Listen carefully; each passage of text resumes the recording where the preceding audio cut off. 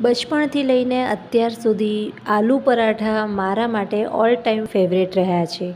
મારા મમ્મીના હાથના આલુ પરાઠા એટલે સુપર ટેસ્ટી, સુપર યમી અને પંજાબના સ્વાદને પાછળ પાડી દેવા હોય છે. તો આજે હું તમારા સાથે શેર કરવાની છું આલુ પરાઠાની રેસીપી. રેસીપી પસંદ આવે તો લાઇક, શેર, કમેન્ટ્સ કરવાનું ન ભૂલતા. ચેનલ પર નવા છો તો સબસ્ક્રાઈબ કરીને બેલ આઇકન ચોક્કસથી દબાવજો, જેથી દરેક વિડીયોના નોટિફિકેશન તમને મળે સૌથી પહેલાં અને એકદમ ફ્રી છે. આલુ પરાઠા બનાવવા માટે કઈ કઈ વસ્તુઓનું ધ્યાન રાખવું જોઈએ એ બધી જ ડિટેલમાં જાણીશું. ચાલો રેસીપી શરૂ કરીએ. સૌથી પહેલાં મેં અહીંયા અડધો કિલો જેટલા બટેટાને બાફીને એકદમ નાની સાઇઝમાં ટુકડા કરી લીધા છે. છીણવાના નથી, બારીક ટુકડા જ કરવાના છે.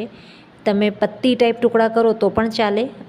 સાથે જ હવે એક વાટકીમાં આપણે મસાલા કરીએ, કારણ કે આ મસાલા આપણે ડાયરેક્ટ તેલમાં નાખવાના છે, એટલે પહેલાં વાટકીમાં તૈયાર કરીએ. સૌપ્રથમ મીઠું લીધું છે, સ્વાદ પ્રમાણે.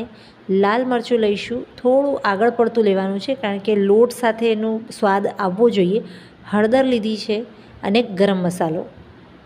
આમાં કોઈ પંજાબી ગરમ મસાલો વાપરવાની જરૂર નથી, ફક્ત આપણો ઘરનો જે નોર્મલ ગરમ મસાલો એ જ.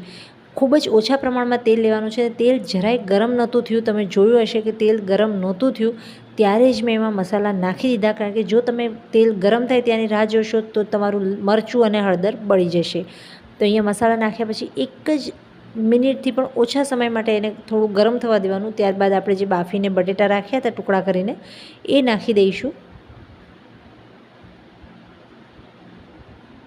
ફ્રેન્ડ્સ, આજનો વિડીયો હું બને ત્યાં સુધી નહીં કાપું, બહુ એડિટિંગ નહીં કરું, કારણ કે બહુ નાનો વિડીયો છે, 5-6 મિનિટનો જ વિડીયો છે અને પૂરું ડિટેલમાં તમને સમજાવીશ કે કેવી રીતે બનાવવાનું છે. બધી વસ્તુને બરાબર મિક્સ કરી લઈએ. મેં અત્યારે અહીંયા આગળ રેશમપટ્ટી મરચાંનો ઉપયોગ કર્યો છે, જે ઓછું તીખું હોય છે. તમે જો વધારે તીખું હોય એવું મરચું ખાતા હોય તો ઓછા પ્રમાણમાં લેજો. બરાબર મિક્સ કર્યું છે. ખાસ એક વસ્તુનું ધ્યાન રાખજો કે આલુ પરાઠામાં જે સ્ટફિંગ છે એમાંથી તેલ છૂટું ન પડવું જોઈએ. જો તેલ છૂટું પડશે તો તમારો પરાઠો સરખી રીતે નહીં વણાય. હવે અહીંયા આગળ મેં રોટલીનો લોટ બાંધીને રાખ્યો છે. આમાં ફક્ત 5 mlની જે ખાવાની ચમચી હોય એટલું જ તેલ નાખવાનું મોયણમાં, અને બાકીનું મીઠું નાખીને પાણી નાખીને લોટ બાંધી લેવાનો. લોટ થોડો ટાઈટ રાખવાનો, બહુ ટાઈટ નહીં રાખવાનો, નહીં તો ફાટી જશે. થોડો ટાઈટ રાખવાનો. અને હવે આપણે એના મોટી સાઇઝના લુઆ કાપી લેવાના છે.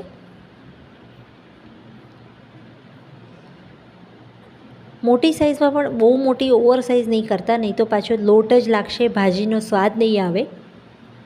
આલુ પરાઠાની સૌથી મેઇન ખાસ વસ્તુ હોય જે ધ્યાન રાખવા જેવી તો એ છે કેટલું સ્ટફિંગ તમે ભરો છો અને પરાઠો તમારો કેટલો જાડો કે પાતળો છે. હંમેશા ધ્યાન રાખો, બહારનું લેયર એટલે લોટનું લેયર પતલું અને અંદરનો મસાલો વધારે હોવો જોઈએ, તો જ આલુ પરાઠાનો ટેસ્ટ આવશે. હવે જો ઠંડુ થયા પછી સ્ટફિંગ જુઓ, બિલકુલ તેલ નથી છોડ્યું એણે. તમારું પણ સ્ટફિંગ આ રીતે જ હોવું જોઈએ, તેલ ન છૂટવું જોઈએ એમાંથી, એટલે ઓછા પ્રમાણમાં જ તેલ લેવાનું છે. ખાલી બસ બટેટા સાથે આપણો મસાલો કોટ થઈ જાય. હવે એક લુઓ લઈ લીધો છે અને આપણે થોડો હલકો એને આપણે કોરા લોટમાં ડીપ કરીને આની રોટલી જેવું વણવાનું છે, પણ બહુ જાડું નહીં અને બહુ પાતળું નહીં. ખાસ ધ્યાન રાખજો કે વેલણને સાઈડમાંથી વધારે પ્રેશર આપજો, વચ્ચે પ્રેશર નહીં આપતા, નહીં તો ત્યાં તમારે સ્ટફિંગ ભરવાનું છે ને પછી બીજી વાર વણશો તો ત્યાંથી જ ફાટશે. એટલે વચ્ચે દબાણ નથી આપવાનું, સાઈડમાં દબાણ આપીને જ આપણે વણવાનું છે. મીડિયમ સાઇઝની નાની રોટલી જેવી જ મેં વણ્યું છે. અને હવે આપણે આમાં આપણી ચોઈસ પ્રમાણે સ્ટફિંગ ભરીએ. અને હવે જુઓ, પોટલી નથી વાળવાની. નોર્મલી લોકો પોટલી વાળતા શીખવાડે છે. પોટલી વાળશો તો જે પોટલીનો ઉપર ડૂચો થાય છે એ તમારે પછી એને તમે કાપીને અલગ કરી લો. પછી એને જ્યારે તમે દબાવશો અને વણશો તો વચ્ચેથી બધો મસાલો છે એ હટી જાય છે અને વચ્ચે ખાલી લોટ જ રહી જાય છે. મસાલો બધો સાઈડમાં જતો રહે છે. પણ જો મેં જેમ કર્યું છે એમ તમે કરશો તો થોડું ઘણું આ રીતે ખુલ્લું પણ રહી જાય તો કોઈ ફરક નથી પડતો. કંઈ આપણે આને ડીપ ફ્રાય તો કરવાના નથી.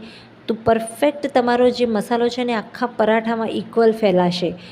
ક્યાંયથી પણ તમને લોટ એકલો નહીં લાગે. પરફેક્ટ એ તમારો પરાઠો બનશે. જુઓ બરાબર થઈ ગયું છે ને. આવું ફાટેલું દેખાય તો વધારે સારું. જો પાછળ પણ તમને દેખાડું કેટલું સરસ આપણું સ્ટફિંગ બધી બાજુ ફેલાયું છે સારી રીતે. ચાલો હવે તવી ગરમ કરવા મૂકી દીધી હતી પહેલેથી જ. પરાઠો નાખી દીધો છે. જો બધી જગ્યાએ તમને દેખાય છે ને મસાલો કેટલો સરસ દેખાય છે. તો આ વાત માટે એક લાઇક તો ચોક્કસથી બને છે. તમે લોકો વિડીયો જોઈ લો છો પણ લાઇક નથી કરતા, તો પ્લીઝ પ્લીઝ પ્લીઝ તમને વિડીયો પસંદ આવે તો લાઇક કરવાનું ન ભૂલશો. ચેનલ ઉપર પહેલી વાર આવ્યા છે તો સબસ્ક્રાઈબ તો ચોક્કસથી કરજો, પણ એક સરસ કમેન્ટ કરતા જાઓ જેથી મને મોટિવેશન મળે. થોડું હોપલેસ થવા લાગી છું, તમારો સપોર્ટ નથી મળી રહ્યો એના માટે, તો એના કારણે હોપલેસ નહીં થવા દો, પ્લીઝ સપોર્ટ કરતા રહો.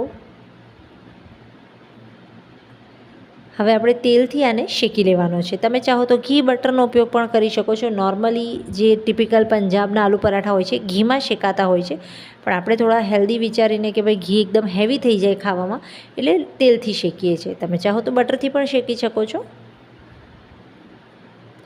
બટરમાં શેકેલો આલુ પરાઠાનો ટેસ્ટ એકદમ અનબિલીવેબલ હોય છે. તમે એકવાર ચોક્કસથી ટ્રાય કરજો. અત્યારે તો અમે રેગ્યુલરમાં આલુ પરાઠા ઘણીવાર બનાવતા જ હોઈએ છીએ, એટલે તેલથી જ શેકી લઈએ છીએ, પણ જો તમે પહેલી વખત બનાવતા હોય તો એમાં બટરથી શેકજો, સુપર ટેસ્ટી લાગશે. તો આપણો આલુ પરાઠો શેકાઈ ગયો છે. આ રીતે જ બધા આલુ પરાઠાને આપણે શેકી લેવાના છે. જુઓ કેટલું સરસ દેખાય છે. લુકવાઇઝ જુઓ, તમને બતાડી દઉં કેટલો પરફેક્ટ દેખાય છે. ક્યાંયથી પણ ફાટ્યો નથી, ક્યાંયથી બળ્યો નથી. જુઓ જાડાઈ પણ પરફેક્ટ છે. તો ચાલો હવે આપણે આને સર્વ કરી લઈએ.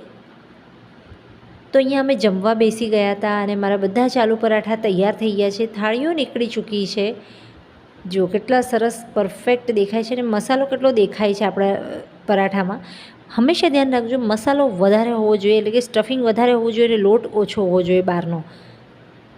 તો અહીંયા મેં સર્વ કરી દીધો છે. સાથે મેં અત્યારે કેરીની ચટણી અને આના સાથે તમે કોથમીરની ચટણી લઈ શકો, દહીં લઈ શકો. રેસીપી પસંદ આવે તો લાઇક, શેર, કમેન્ટ્સ કરવાનું ના ભૂલતા. મળીએ નવી રેસીપી સાથે. ત્યાં સુધી આવજો.